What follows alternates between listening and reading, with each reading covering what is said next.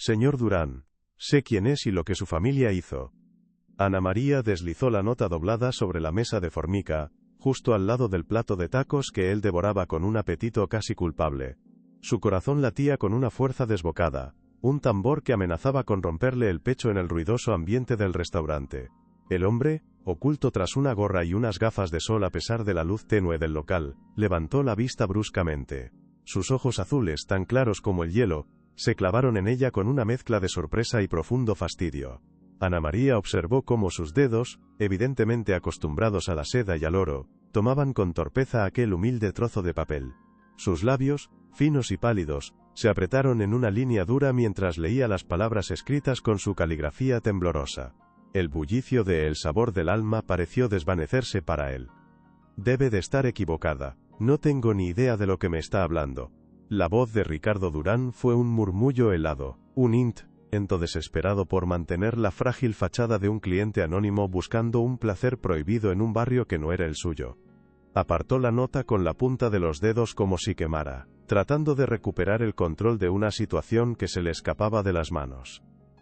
Ana María, sin embargo, no retrocedió ni un centímetro.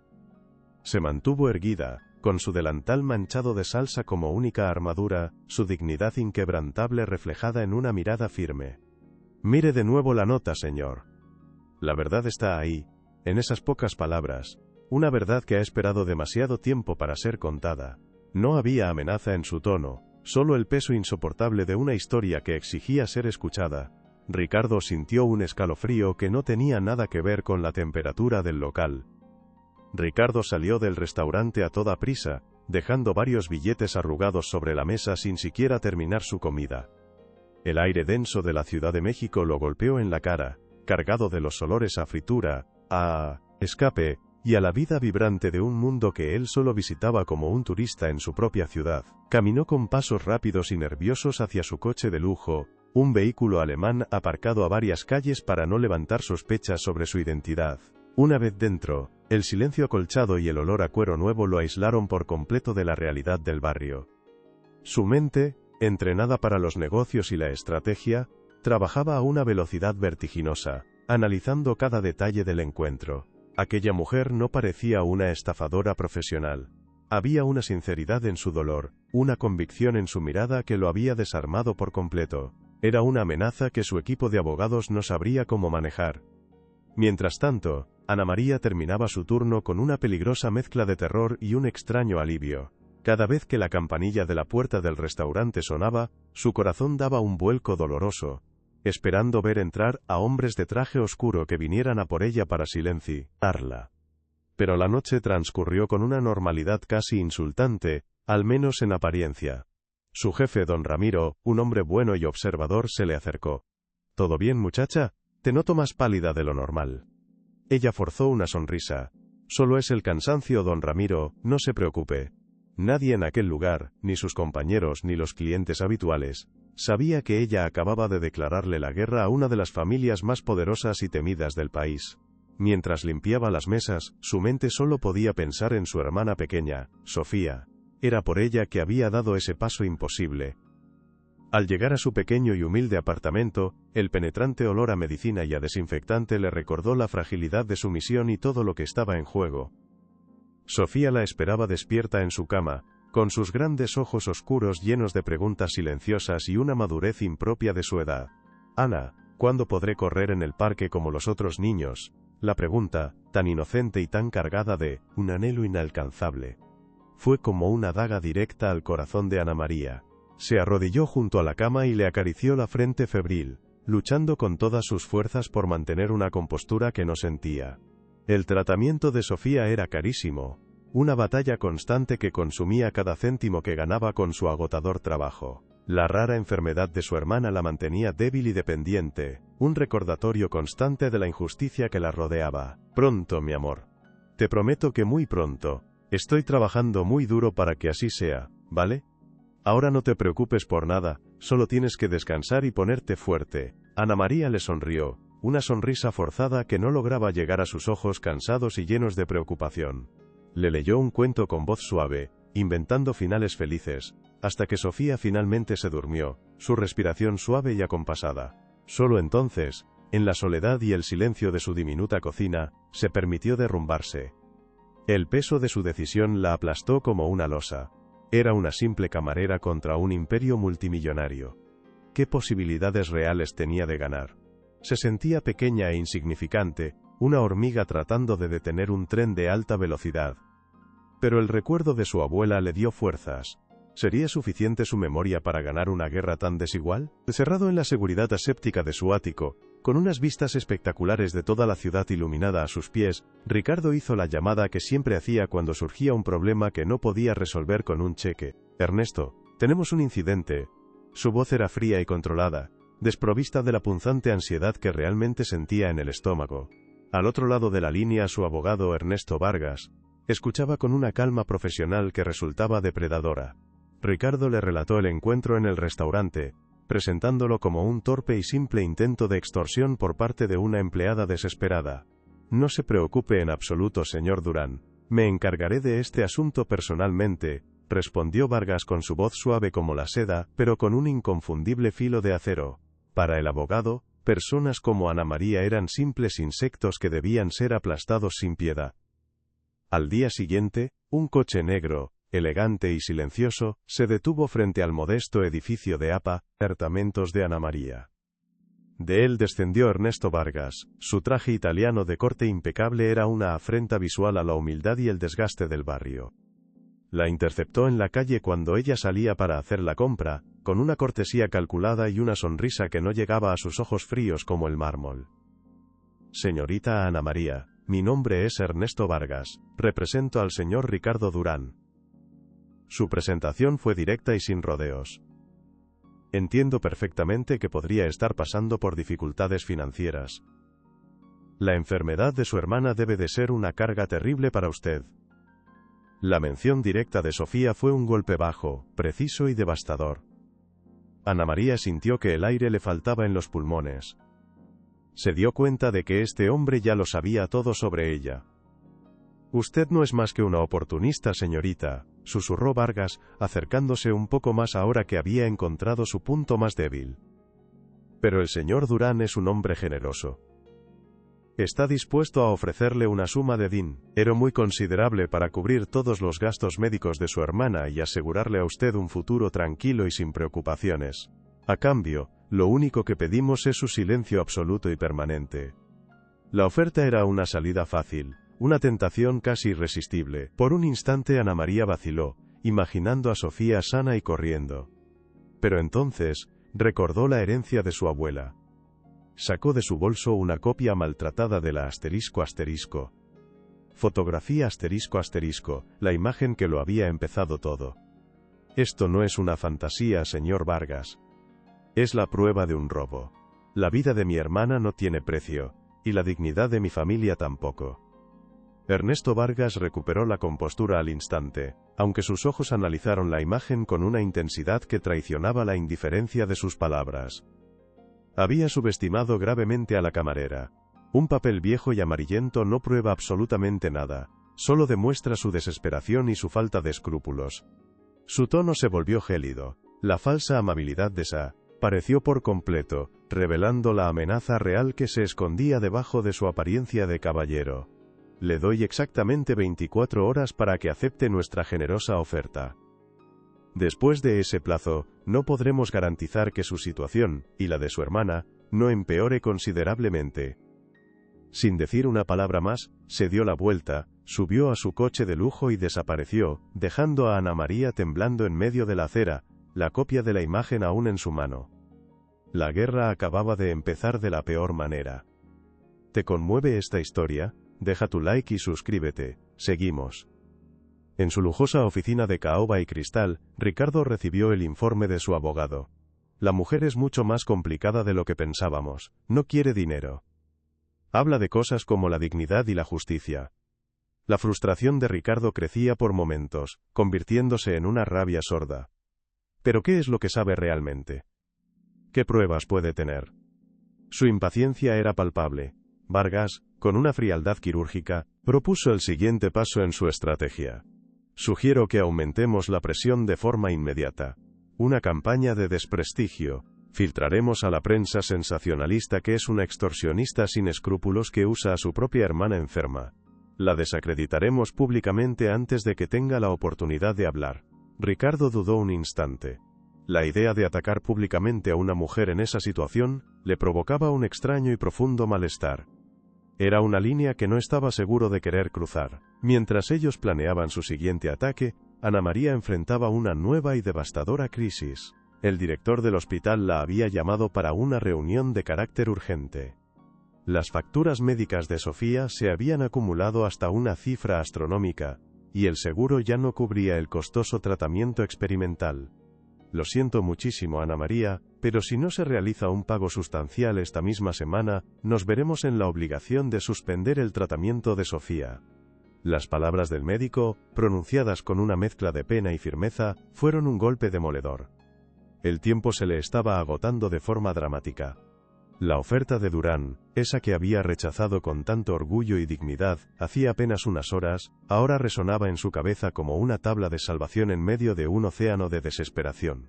Había cometido un terrible error. Esa misma noche, Sofía tuvo una crisis grave. Su fiebre se disparó de repente, y comenzó a tener serias dificultades para respirar.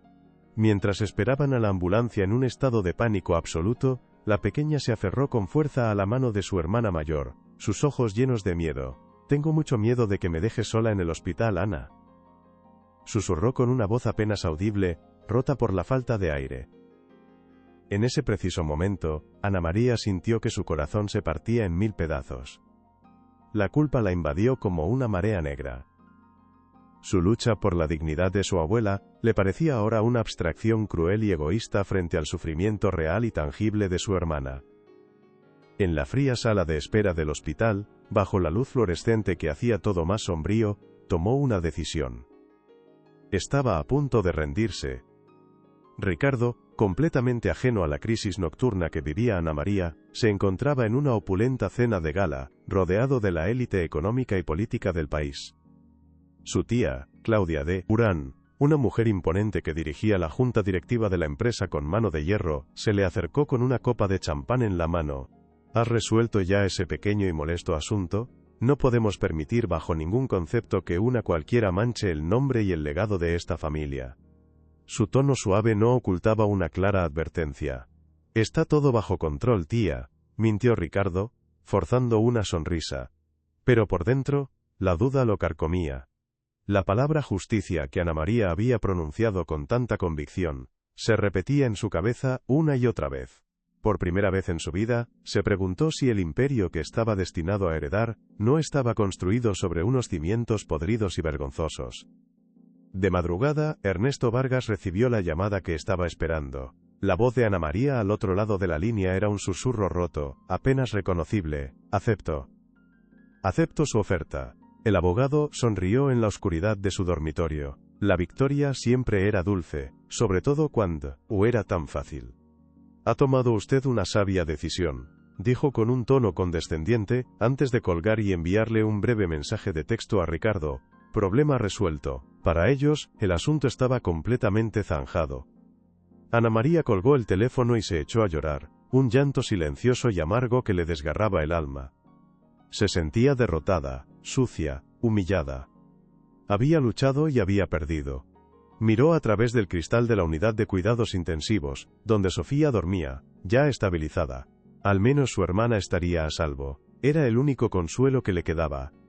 Regresó a su apartamento al amanecer, sintiéndose completamente vacía y sin alma. Sobre la pequeña mesa de la cocina estaba el viejo diario de su abuela, con sus tapas gastadas y sus páginas amarillentas. Con una sensación de fatalidad, lo abrió, buscando una última conexión con la mujer a la que sentía que le había fallado de la peor manera posible.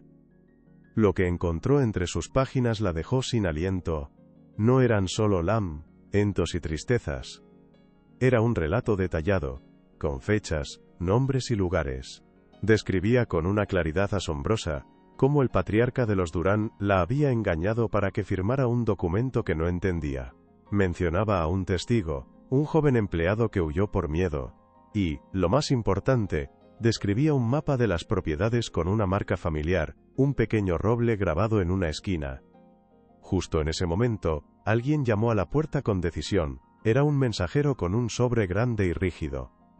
Dentro estaban los documentos del acuerdo de confidencialidad de Vargas, llenos de cláusulas legales intimidantes, y un cheque con una cantidad de dinero que le cambiaría la vida para siempre. Por un instante, la tentación volvió a asaltarla. Solo tenía que firmar y garantizar el futuro y la salud de Sofía. Olvidar el diario, el mapa, la injusticia. Pero la voz de su abuela, resonando con fuerza a través de las páginas del diario, era mucho más poderosa. Sabía que si firmaba ese papel, estar, y con acento agudo condenando su memoria al olvido eterno. Se dio cuenta de que el dinero de los Durán no era una salvación, sino una jaula dorada, una cadena perpetua para su conciencia y para el alma de su familia. De repente, su teléfono móvil sonó, sobresaltándola. Era un número desconocido del hospital. Ana María contestó, temiendo las peores noticias posibles sobre Sofía, pero la voz al otro lado de la línea era la de una enfermera, alegre y visiblemente emocionada. Ana María, soy Clara, tienes que venir ahora mismo. Ha ocurrido un pequeño milagro. Un donante anónimo acaba de cubrir la totalidad de la factura de Sofía y ha financiado su tratamiento completo para el próximo año. Ana María se quedó en completo silencio, incapaz de procesar la noticia. ¿Un donante anónimo? No podía ser verdad. Miró el acuerdo de Vargas sobre la mesa y luego el teléfono. ¿Quién podría haber hecho algo así y sobre todo por qué? La confusión la invadió por completo, pero una pequeña y frágil semilla de esperanza comenzó a brotar en su corazón. En su oficina, Ricardo Durán colgaba el teléfono después de hablar con el director del hospital, a quien había llamado usando un nombre falso y un teléfono de prepago. Había pasado la noche en vela, la conversación con su tía y la noticia de la rendición de Ana María, dejándole un sabor amargo en la boca. La idea de que su silencio se comprara con la salud de una niña enferma lo había perturbado profundamente, de una manera que no esperaba. En un impulso que ni él mismo entendía del todo, había hecho la donación anónima a través de una de sus fundaciones. No era justicia, ni siquiera una admisión de culpa. Era un torpe intento de aliviar una conciencia que no sabía que tenía hasta ese momento. Creía que con ese gesto, el asunto estaría realmente terminado para siempre. Pero estaba muy equivocado. Ana María rompió los documentos de Vargas en 1000 pedazos. El gesto fue catártico, liberador. La donación anónima, viniera de quien viniera, le había dado lo que más necesitaba en el mundo: tiempo. Tiempo para luchar sin tener la vida de su hermana pendiendo de un hilo a cada segundo. Ahora ya no tenía nada que perder, y por primera vez, sentía que tenía todo por ganar. Sabía que Vargas y Durán no se detendrían, que ahora la presión aumentaría y se volverían más peligrosos. Pero ya no se sentía sola. Tenía la voz de su abuela en el diario, las pruebas que había encontrado, y una nueva fuerza que nacía no de la desesperación, sino de una renovada esperanza. Salió de su apartamento sintiendo el sol de la mañana en su rostro por primera vez en mucho tiempo. La guerra no había terminado. En realidad, acababa de empezar. Al día siguiente, con una nueva determinación, Ana María decidió que ya no podía luchar sola. Se vistió con su mejor ropa, que seguía siendo modesta, y se dirigió al imponente rascacielos de cristal que albergaba las oficinas centrales de Grupo Durán. Su plan era simple y quizás ingenuo: pedir una audiencia con algún miembro de la junta directiva que no fuera Ricardo, alguien que pudiera tener una pizca de decencia. Al llegar a la recepción de mármol y acero, una mujer con una sonrisa helada la detuvo en seco. «Lo siento, ¿tiene usted una cita programada?» Ana María intentó explicar su situación, pero la recepcionista ni siquiera la escuchó. «Si no tiene cita, no puede pasar. Es la política de la empresa». La frialdad y el desdén en su tono eran una barrera insuperable, un muro invisible pero poderoso. Ana María insistió, su voz ganando una urgencia que no pudo controlar. «Por favor, solo necesito 5 minutos. Es un asunto de suma importancia que afecta a la reputación de esta compañía». Su petición atrajo la atención de 2 guardias de seguridad corpulentos, que se acercaron con una expresión amenazante. «Señorita, se le ha pedido que se retire. Si no lo hace por las buenas tendremos que obligarla». La humillación se apoderó de ella, sintiendo las miradas curiosas de los ejecutivos que pasaban por el vestíbulo. A pesar del miedo, se mantuvo firme. No me iré hasta que alguien me escuche. Fue un error.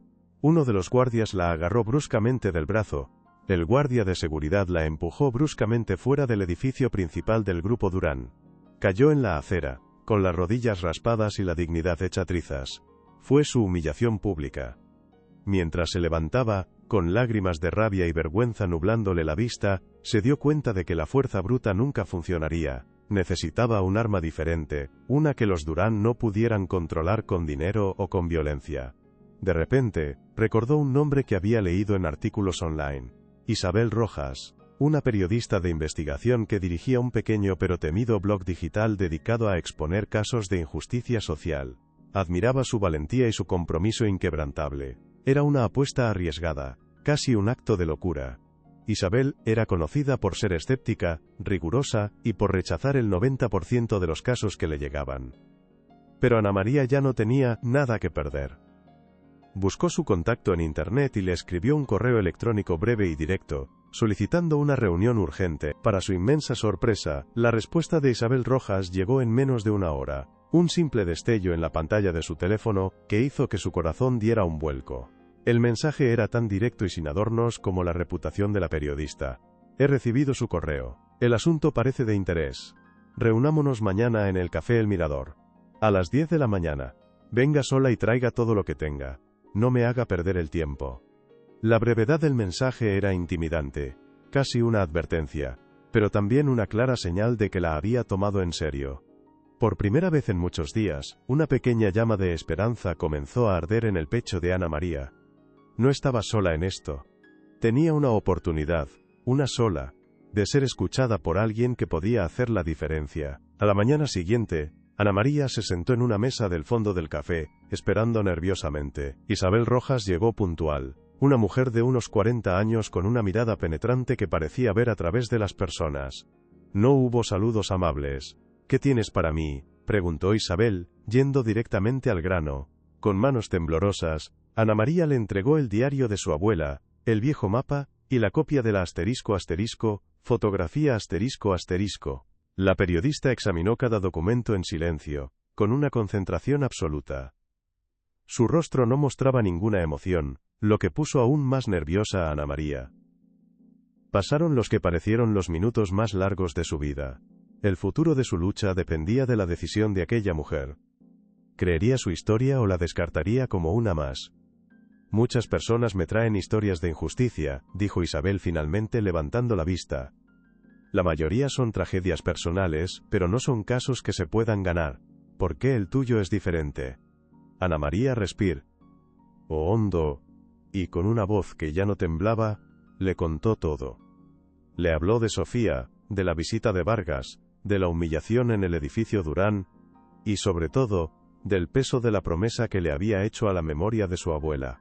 Habló desde el corazón, sin adornos ni dramatismos. Isabel la escuchó sin interrumpir, sus ojos fijos en ella. Cuando Ana María terminó, la periodista se quedó en silencio por un momento, sopesando cada palabra. La historia es poderosa, admitió. Pero las emociones no ganan juicios. Necesitamos pruebas contundentes e irrefutables. ¿Estás segura de que esto es todo lo que tienes? Ricardo, mientras tanto, no encontraba paz. La donación anónima no había aliviado su conciencia como esperaba. De hecho, la había agitado más. Se encontró revisando viejos archivos de la compañía, documentos de la época de su abuelo que nadie había tocado en décadas. Buscaba algo, aunque no sabía exactamente qué. Descubrió una pauta inquietante. Numerosas adquisiciones de pequeñas parcelas de tierra a precios ridículamente bajos, todas firmadas con huellas dactilares en lugar de firmas. Le preguntó a su tía Claudia al respecto. Eran otros tiempos, Ricardo. Tu abuelo fue un visionario que construyó este imperio de la nada. No te enredes en sentimentalismos del pasado. Su respuesta, fría y evasiva, solo sirvió para aumentar sus sospechas. ¿Cuántas historias como la de Ana María había en el origen de su fortuna? En el hospital, Sofía mostraba una mejoría notable. El tratamiento estaba funcionando. Ana, la doctora dice que pronto podré salir al patio, le dijo con una sonrisa que iluminó toda la habitación. Quiero que me lleves a ver las estrellas, como hacía la abuela. La mención de su abuela en un momento tan feliz fue una señal para Ana María. Reforzó su determinación. No podía fallarles. Regresó a su apartamento y buscó en la caja de recuerdos de su abuela algo más, cualquier cosa que hubiera pasado por alto. Y entonces lo encontró. Al fondo de la caja, envuelto en un paño de seda, había un pequeño medallón de plata. Al abrirlo, vio que no contenía un retrato, sino un diminuto mechón de pelo, y un nombre grabado en el interior: Mateo. ¿Quién era Mateo? Era una pista nueva, una pieza del rompecabezas que no sabía que existía. La campaña de desprestigio de Vargas se desató con furia. Un conocido periódico sensacionalista publicó un artículo en primera plana con el titular: Camarera desesperada intenta extorsionar a famoso filántropo. El artículo, lleno de mentiras y citas inventadas, la pintaba como una estafadora que usaba a su hermana enferma para obtener dinero fácil. Sus vecinos empezaron a mirarla con desconfianza. En el trabajo, el ambiente se volvió tenso. Ana María, la gente está hablando, le dijo su jefe don Ramiro con preocupación. No quiero problemas en mi restaurante. La presión social era asfixiante, un ataque diseñado para aislarla y romper su espíritu. Por un momento, sintió que el mundo entero estaba en su contra. Pero ya no estaba sola. Llamó a Isabel, y le contó lo del medallón. ¿Mateo? Ese nombre no estaba en el diario, dijo la periodista, su voz de repente llena de interés. La investigación de Isabel Rojas se intensificó. Con el nombre Mateo como única pista, comenzó a buscar en viejos registros de empleados de la época. Era como buscar una aguja en un pajar, pero Isabel era tenaz. Mientras tanto, Ricardo seguía su propia investigación paralela. Encontró un antiguo libro de contabilidad de su abuelo. En los márgenes, junto a las cifras de una de las adquisiciones de tierras, había una anotación críptica: MS, silenciado. Problema resuelto. Las iniciales MS encajaron como una pieza de un rompecabezas en su mente. ¿Podría ser el mismo Mateo? La idea lo aterrorizó. La posibilidad de que su familia no solo hubiera robado, sino que también hubiera silenciado a un testigo, lo llenó de una profunda repugnancia. La verdad era mucho más oscura de lo que jamás había imaginado. Lo encontré. La voz de Isabel al teléfono era una mezcla de agotamiento y triunfo. Mateo Sánchez trabajó como ayudante personal del patriarca Durán durante 2 años. Lo despidieron abruptamente y se mudó a un pequeño pueblo en Oaxaca. Vive allí desde entonces. Voy a ir a buscarlo. La noticia fue un rayo de esperanza para Ana María. Era la primera vez que tenían un testigo potencial, alguien que podía corroborar la historia de su abuela. Pero era una esperanza frágil. ¿Estaría el hombre vivo? Y si lo estaba, ¿se atrevería a hablar después de tantos años de silencio? El miedo y la expectación luchaban en su interior. Todo dependía de lo que Isabel encontrara en ese remoto pueblo. El destino de su causa pendía de un hilo muy fino. Lo más fuerte está por venir. Quédate hasta el final. La siguiente llamada que recibió Ana María fue de un número desconocido. Era Ricardo Durán. Su voz sonaba diferente, despojada de la arrogancia anterior. Necesito verla. Por favor. No es una trampa. Se encontraron en un parque público, un territorio neutral. Ricardo parecía demacrado, sus ojos revelaban noches de insomnio. He estado investigando, creo que su historia es cierta. Encontré algo, unas iniciales, MS. Ana María se quedó helada. Le contó que Isabel estaba buscando a un hombre llamado Mateo Sánchez. Ricardo palideció. Dios mío. Entonces es verdad. Mi abuelo. No pudo terminar la frase. El peso de la verdad lo aplastó. No sé qué hacer, confesó, pareciendo por primera vez un hombre perdido, y no un heredero todopoderoso. La confesión de Ricardo lo cambió todo. Ya no era una lucha de ella contra ellos. Era una lucha por una verdad que los afectaba a ambos. ¿Y qué vas a hacer ahora?, preguntó Ana María, su voz suave, sin rastro de acusación. Ricardo la miró, la desesperación grabada en su rostro. Mi tía, la Junta. Ellos nunca lo admitirán, destruirían cualquier prueba, destruirían a cualquiera que se interpusiera. Si esto sale a la luz, el imperio se derrumbará. Había miedo en su voz, pero también algo más, una naciente resolución. Pero no puedo seguir viviendo con esta mentira. No después de saber lo que sé. Ana María vio en sus ojos la misma lucha que ella había sentido. La lucha entre la seguridad y la conciencia, entre el legado y la justicia. El enemigo que una vez vio en él, se estaba transformando en algo mucho más complejo.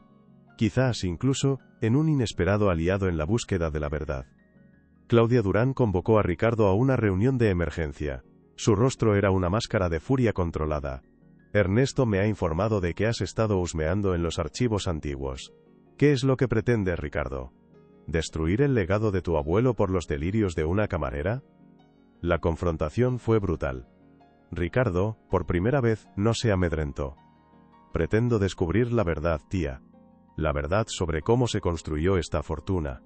¿Acaso no te importa? Claudia se rió, una risa fría y sin alegría. La verdad es que somos ricos y poderosos.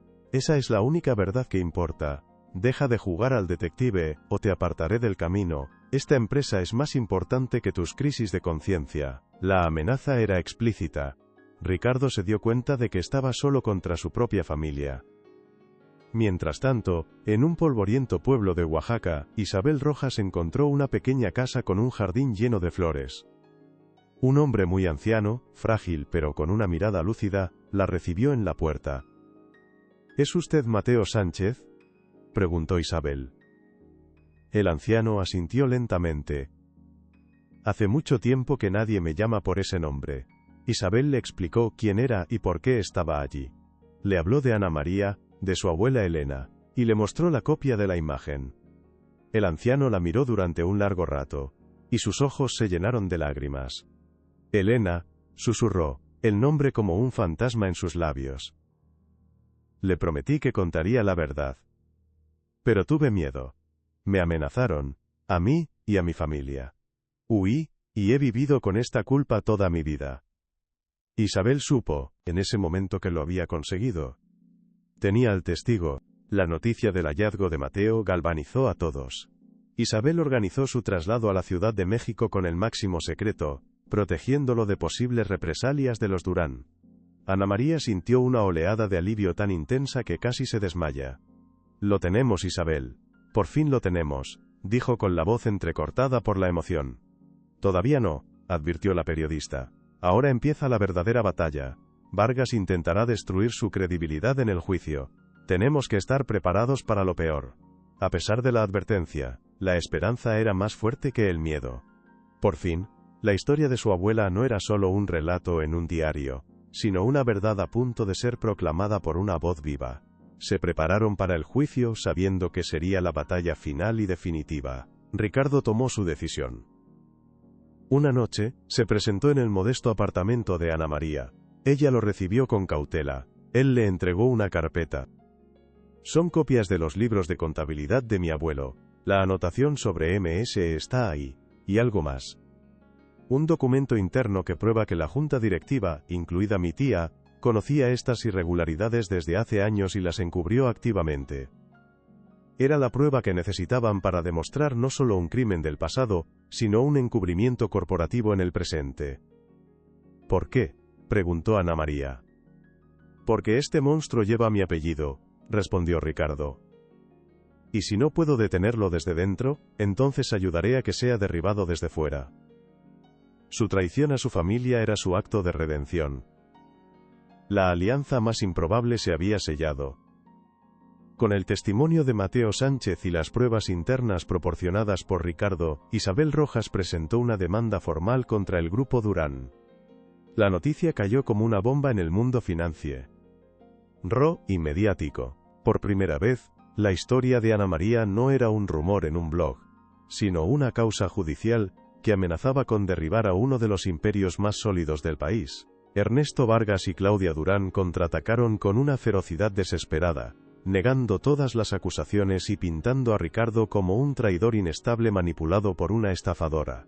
Pero las pruebas eran demasiado sólidas. El juez admitió el caso y fijó una fecha para la audiencia pública.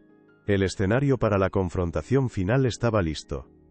No había vuelta atrás para nadie. En los días previos al juicio, Ana María pasó todo el tiempo que pudo con Sofía. Su hermana era su ancla, su recordatorio constante de por qué luchaba. Una tarde, mientras veían una película, Sofía le dijo: «Ana, ya no tengo miedo del hospital. Sé que tú siempre estarás ahí para protegerme». Esas palabras le dieron a Ana María la última pizca de fuerza que necesitaba. Ya no luchaba por venganza ni por dinero. Luchaba por un futuro donde niñas como Sofía pudieran crecer en un mundo donde la verdad y la justicia importaran más que el poder y la riqueza. Se preparó para entrar en el tribunal no como una víctima, sino como una guerrera que llevaba la voz de generaciones en su corazón. Estaba lista para enfrentar su destino. El día del juicio, el Tribunal de Justicia de la Ciudad de México era un hervidero de actividad y tensión palpable. La sala estaba completamente abarrotada, una mezcla heterogénea de periodistas con sus libretas preparadas y los rostros fríos e impasibles de los miembros de la junta directiva de Grupo Durán. Ana María se sentía increíblemente pequeña en aquel imponente entorno de mármol y madera oscura, aferrándose a su bolso como si fuera un salvavidas. A su lado, la periodista Isabel Rojas le ofreció un discreto apretón en el brazo, un gesto de apoyo que le infundió una pizca del coraje que tanto necesitaba. El zumbido de las conversaciones se detuvo bruscamente cuando las puertas se abrieron para dar paso a la comitiva de los Durán, liderada por un Ricardo de rostro sombrío y una Claudia cuya mera presencia era una declaración de guerra silenciosa. Ricardo entró evitando la mirada de todos, una figura solitaria en medio de la tormenta que él mismo había ayudado a desatar. Su traje a medida, que antes gritaba poder, ahora parecía un disfraz incómodo. Detrás de él, como una sombra amenazante, caminaba Ernesto Vargas, su abogado, con un portafolio de cuero en la mano y una sonrisa depredadora en los labios. A su lado, Claudia Durán, la matriarca de hierro del clan, observaba la sala con unos ojos que no perdonaban, juzgando a todos los presentes. Se sentaron en la primera fila, un frente unido de riqueza y arrogancia, completamente seguros de su victoria inminente. Ana María tragó saliva, el corazón le martilleaba contra las costillas con una fuerza dolorosa. Sintió la mirada de Ricardo cruzarse con la suya. En sus ojos había una disculpa silenciosa. El juez, un hombre de aspecto severo, golpeó su mazo y un silencio sepulcral se instaló en la sala. El procedimiento comenzó, y Ernesto Vargas fue el primero en tomar la palabra, moviéndose por el estrado con la gracia de un felino. Su voz, suave pero cortante, llenaba cada rincón del tribunal. Señorías, estamos aquí hoy por un caso que nunca debería haber llegado a esta honorable corte. Un caso basado en la fantasía, la desesperación y, seamos claros, la más pura y simple codicia. Cada palabra estaba calculada para pintar a Ana María como una villana. Les presentaré pruebas irrefutables, testimonios de personas que conocen a la señorita aquí presente, continuó Vargas, señalándola con un gesto despectivo que la hizo encogerse. Ana María vio cómo las caras de algunos de los presentes se volvían hacia ella con desprecio. Vargas llamó a su primer testigo, un antiguo compañero de trabajo de Ana María del restaurante. El hombre, con la mirada clavada en el suelo, recitó un testimonio claramente memorizado, afirmando haberla escuchado jactarse de que iba a sacarle hasta el último centavo a un millonario tonto. La traición fue un golpe brutal. Después, el abogado presentó unos extractos bancarios manipulados que supuestamente mostraban grandes deudas de juego, pintándola como una persona irresponsable y desesperada. Cada nueva prueba era un clavo más en el ataúd de su credibilidad. El ambiente en la sala se había vuelto hostil hacia ella. Los periodistas escribían sin parar, saboreando el escándalo. La victoria de los Durán parecía no solo probable sino absolutamente inevitable. ¿Había cometido un error terrible al llevar su lucha hasta allí? Finalmente, Vargas concluyó su presentación con una floritura dramática. Este caso, señor juez, es un insulto a la inteligencia de esta corte, y un claro abuso del sistema judicial. Pido que se desestime inmediatamente y que la demandante sea condenada a pagar todos los costes por esta frívola y maliciosa acusación. Se sentó con una sonrisa de triunfo, intercambiando una mirada de complicidad con Claudia Durán. El juez miró a Ana María con una expresión de profunda duda, como si estuviera a punto de aceptar la petición del abogado. Ese fue el momento más bajo para ella. Sintió que el suelo se abría bajo sus pies. Todo su esfuerzo, todo su sacrificio, la memoria de su abuela y el futuro de su hermana, parecían a punto de desvanecerse en una humillación pública y definitiva. «Señorita, ¿tiene algo que decir en su defensa?». La voz del juez sonó lejana, casi como un eco. Isabel Rojas le dio un último apretón de ánimo en el brazo, susurrando con urgencia: «Ahora, Ana. Es ahora o nunca. Di tu verdad». Con las piernas temblando, Ana María se puso en pie y caminó hacia el estrado. El silencio de la sala era ahora opresivo, expectante, y todas las miradas estaban fijas en ella. Sacó de su bolso el viejo diario de su abuela, el mapa arrugado y la copia de la imagen que lo había empezado todo. Su voz al principio fue apenas un susurro tembloroso, pero poco a poco fue ganando fuerza, alimentada por la convicción de una verdad que había esperado generaciones para ser contada. «Yo no soy una abogada, señor juez, no conozco las leyes complejas». Su voz resonaba ahora con una claridad inesperada, capturando la atención de todos. «Solo conozco la historia de mi familia, una historia de trabajo duro y de dignidad. Mi abuela era una mujer que no sabía leer ni escribir, pero entendía de honor y de justicia. Confiaba en la gente y por esa confianza lo perdió todo».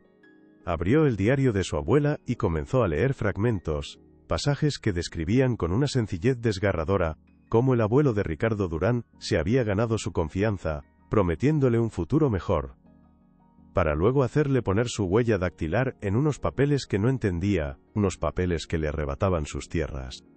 «El señor Vargas dice que esto es una fantasía», continuó Ana María, levantando la vista del diario con los ojos llenos de una convicción inquebrantable. «Pero las fantasías no dejan cicatrices tan profundas en las familias, las fantasías no condenan a generaciones a la pobreza.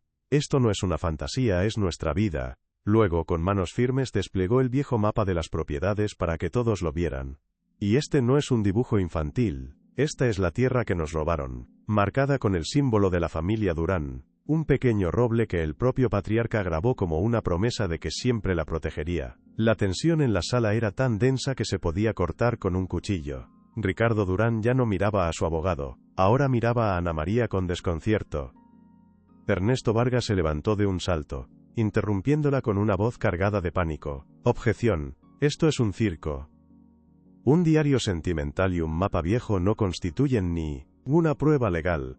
El juez lo miró con una severidad que silenció al abogado al instante. «Siéntese, licenciado. Deje que termine». La intervención desesperada de Vargas solo sirvió para aumentar la credibilidad de Ana María a los ojos del jurado y del público. Ella respiró hondo, preparándose para el golpe final. Sabía que las palabras y los documentos podían ser discutidos, tergiversados. Necesitaba algo más, algo irrefutable. Y lo tenía. Llegaba el momento decisivo, la prueba que cambiaría el curso de la historia, para siempre. Con una calma que no sentía, levantó la copia de la imagen que había guardado con tanto celo. «Finalmente, señorías, el señor Vargas se equivoca. No busco dinero ni venganza, solo busco que se reconozca una verdad. Y esta fotografía no es solo un recuerdo borroso del pasado». Su voz era firme, su mano no temblaba. «En ella vemos a mi abuela, analfabeta y confiada. Vemos al señor Durán, sonriendo con la victoria en sus manos. Pero si miran de cerca, en el fondo, verán a una tercera persona. Un joven empleado que fue testigo de todo, un hombre que huyó por miedo, pero que nunca pudo olvidar la injusticia que presenció». Todas las miradas se clavaron en la imagen proyectada en la pantalla grande de la sala. ¿Quién era aquel joven? Justo en ese momento, Isabel Rojas hizo una señal discreta hacia la puerta del fondo de la sala. Las puertas se abrieron, y un hombre muy anciano, apoyado en un bastón, entró lentamente, escoltado por un oficial. Era Mateo Sánchez. Un murmullo de asombro recorrió la sala. Ernesto Vargas se puso pálido como el papel. Su máscara de confianza se hizo añicos en un instante. Claudia Durán lo miró con una furia helada, como si lo culpara por no haber previsto aquello. El anciano se sentó en el estrado de los testigos, y el juez, con voz suave, le preguntó su nombre. El anciano se aclaró la garganta. Su respuesta resonó en el silencio absoluto. «Me llamo Mateo Sánchez». Su voz era débil por la edad, pero cada palabra resonaba con el peso de una verdad guardada durante más de 50 años. «Y yo era ese joven de la foto». Yo estaba allí ese día. El impacto de sus palabras fue como una onda expansiva en la sala. El testimonio de Mateo fue devastador. Con una memoria asombrosamente clara, borró cada detalle del diario de la abuela de Ana María. Describió cómo el patriarca Durán había engañado a la mujer, cómo la había coaccionado para que pusiera su huella en el documento de venta, y cómo él mismo había sido amenazado de muerte si alguna vez hablaba. Su relato era la pieza que faltaba, la prueba viviente que derribaba el muro de mentiras. «He vivido con esta culpa toda mi vida», dijo el anciano, con lágrimas surcando su rostro arrugado. Le prometí a esa pobre mujer, antes de que se fuera, que algún día contaría la verdad. Hoy, por fin cumplo mi promesa. La sala estaba en completo silencio, un silencio cargado de emoción y de la innegable fuerza de la justicia. El imperio de los Durán, construido sobre una mentira, se desmoronaba en directo ante los ojos de todo el país. Ya no había escapatoria posible, ni abogados caros ni tácticas de intimidación que pudieran ocultar la verdad. El castillo de naipes se había venido abajo con el soplo de un anciano valiente. Todos los ojos se volvieron hacia Ricardo Durán. Su rostro había perdido todo color. Miró a su tía Claudia, esperando una orden, una estrategia, pero ella solo lo miraba con una furia helada, la furia de quien ha sido derrotado y expuesto. Luego miró a Ana María, y en su mirada ya no había distancia ni arrogancia, solo una profunda y abrumadora vergüenza. El peso de las acciones de su abuelo, de la complicidad de su familia durante décadas, pareció caer sobre sus hombros en ese preciso instante. El hombre poderoso y seguro de sí mismo se había desvanecido, dejando en su lugar a alguien completamente perdido y roto por dentro, enfrentado a una verdad ineludible.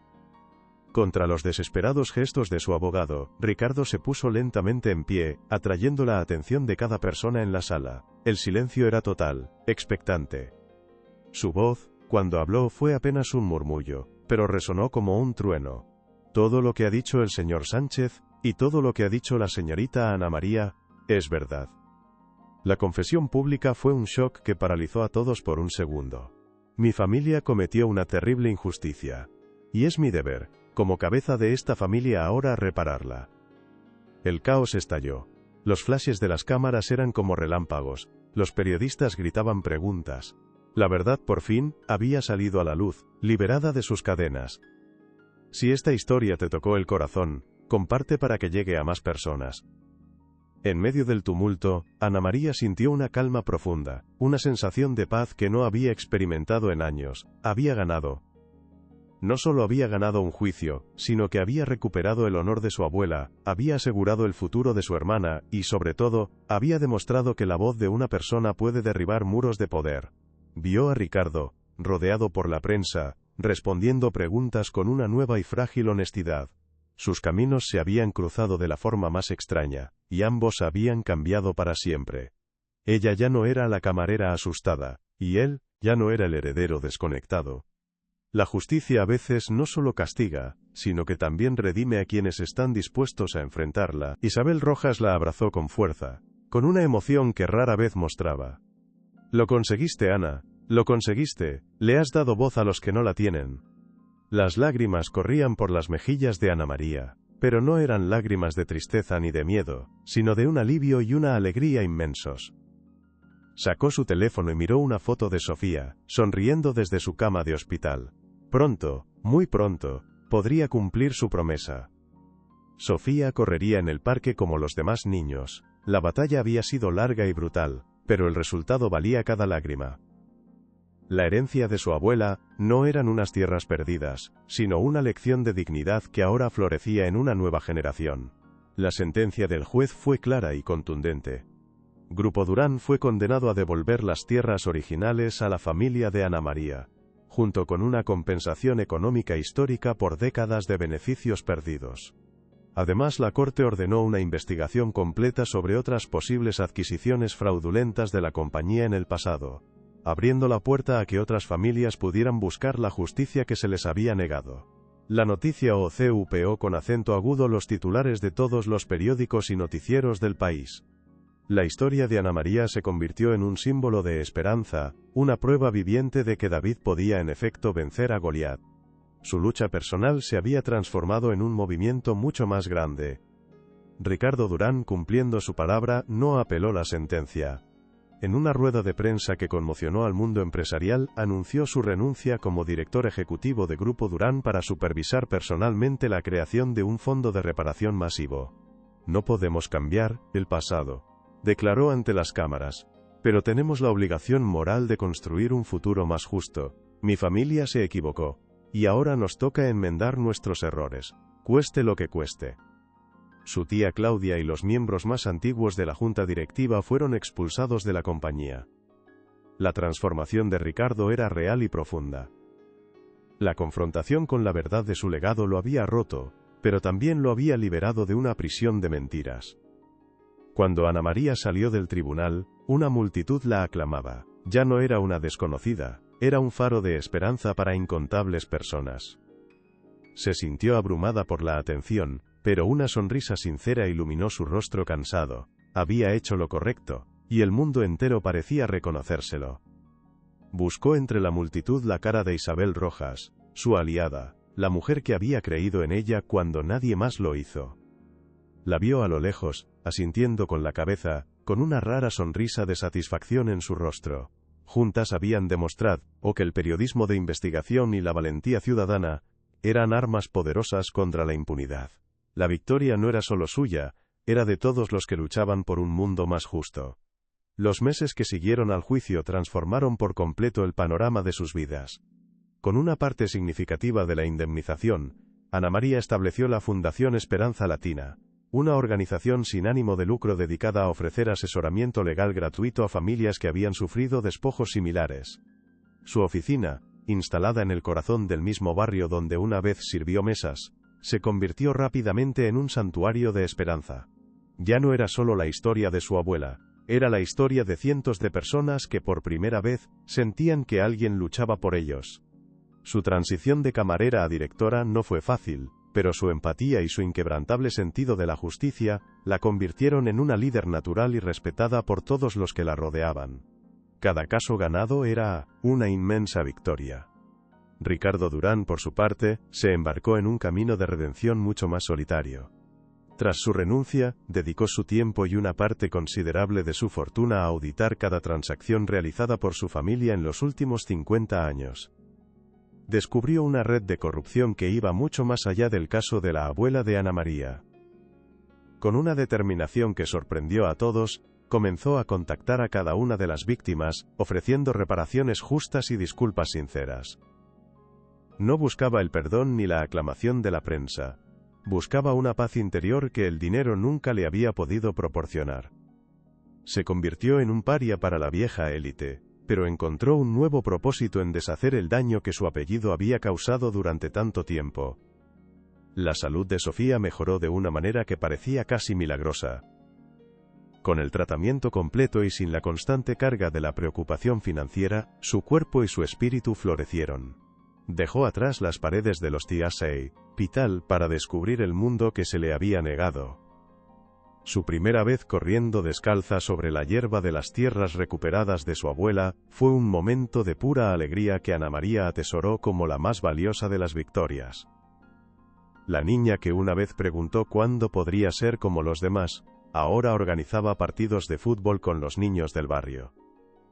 Su risa se convirtió en la banda sonora de la nueva vida de Ana María, un recordatorio constante de por qué cada segundo de la lucha había merecido la pena. La fragilidad de Sofía se transformó en una fuerza vital. Un día, Ana María recibió una visita inesperada. Era Ricardo Durán, vestido con sencillez, sin el aura de poder que antes lo rodeaba. Solo venía a entregar esto, dijo, extendiéndole una vieja caja de madera. Dentro, había docenas de títulos de propiedad y documentos antiguos. Son de otras familias. No sabía a quién más acudir.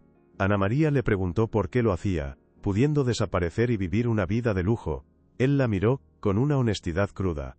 Porque por primera vez en mi vida, siento que estoy haciendo algo que realmente importa. El juicio no solo te liberó a ti, también me liberó a mí de un legado que me estaba ahogando.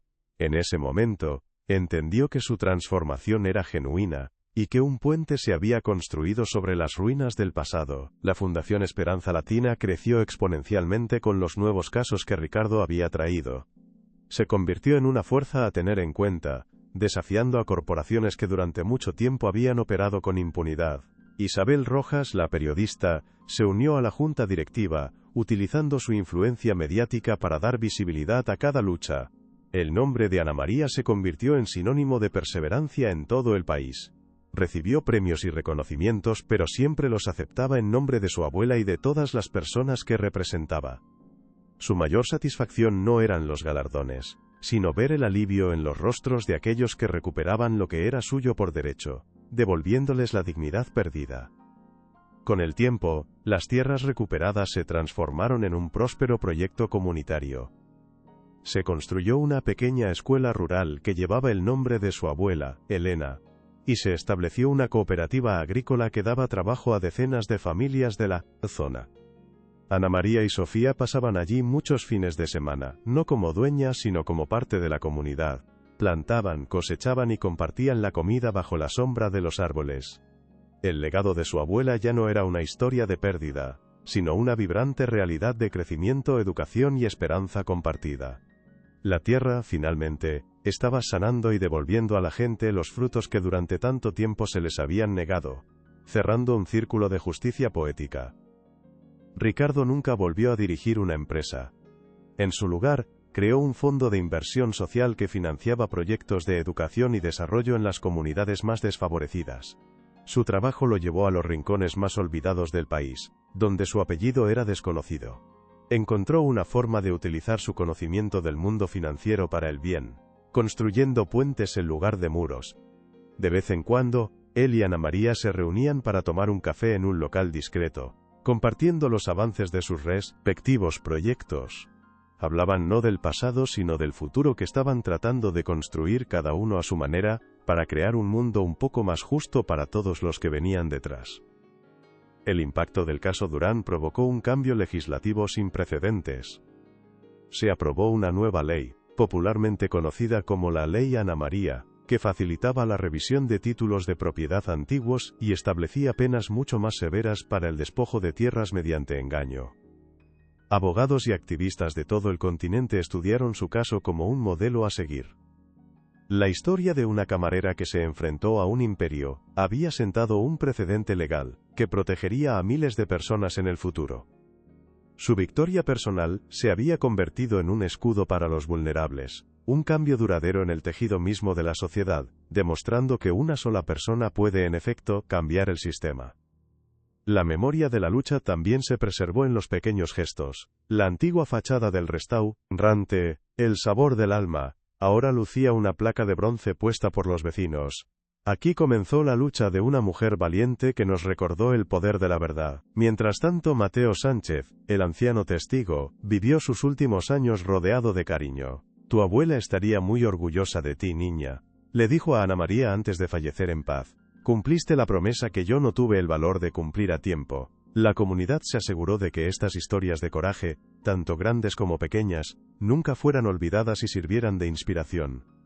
5 años después del veredicto, el mundo de todos era diferente. Ana María, serena y segura, seguía al frente de la fundación, formando a una nueva generación de líderes. Sofía, con una salud de hierro, había comenzado sus estudios de medicina en la universidad más prestigiosa del país, gracias a una beca del fondo que Ricardo había creado. Era la prueba definitiva de que romper el ciclo de la injusticia libera el potencial de los que vienen detrás. Ricardo, por su parte, había encontrado la paz en una vida sencilla, casado con una maestra rural, y dedicado a su familia y a sus proyectos sociales. Sus caminos, que se cruzaron en conflicto, ahora corrían paralelos hacia un futuro mejor. El legado final quedó inmortalizado para siempre. El viejo diario de la abuela Elena fue donado al Museo de Historia de la ciudad, donde se exhibía en una vitrina especial. Miles de personas, especialmente niños, se paraban a leer las palabras sencillas pero poderosas de una mujer que nunca dejó de luchar. En las comunidades rurales, la historia se convirtió en leyenda, y hacer una Ana María se convirtió en una expresión popular que significaba enfrentarse a la injusticia con valentía. Su legado no estaba escrito en monumentos, sino en el corazón de la gente, un testimonio eterno de que la verdad, por más tiempo que se oculte, siempre encuentra una voz para salir a la luz y sanar el mundo.